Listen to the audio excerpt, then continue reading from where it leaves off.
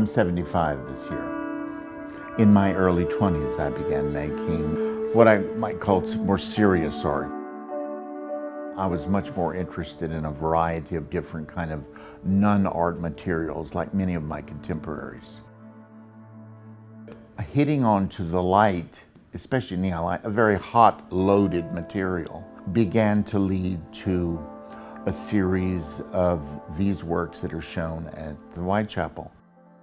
The circle piece, the red circle, I must have made maybe 10 to 12 variations of this piece. The glass had the reflective quality, and these pieces, the early glass pieces, were based on an interest in the golden section. So I designed all of my early work based on these principles, especially of the works that were more on the geometric side.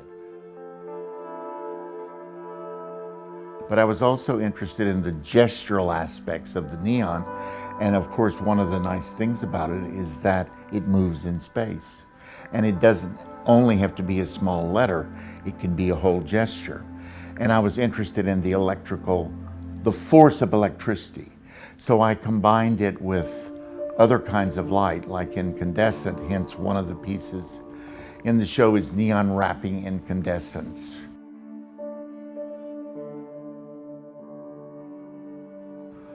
This led to the larger pieces with foam rubber, the large baobab with neon.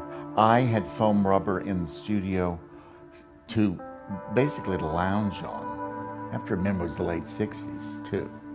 And the interesting thing about the foam was that it was a geometric form that could be manipulated, and which made for an understanding of what extruded contemporary materials are, and in fact an understanding of the new architecture, which was layered architecture as opposed to solid architecture.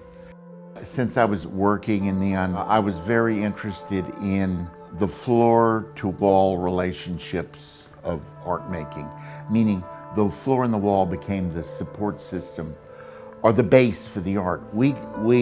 My generation, we did away with the base. So we had to turn to the architectural support to hold up the piece.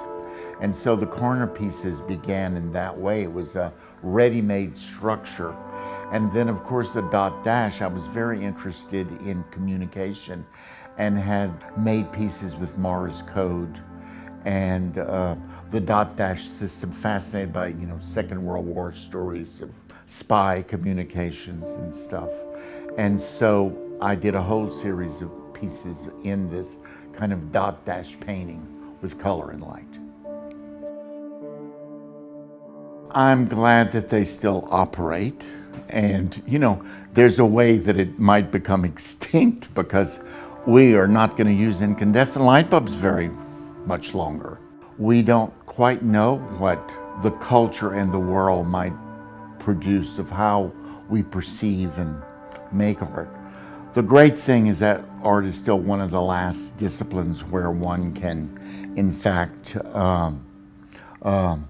manipulate and maybe direct cultural reading and cultural change.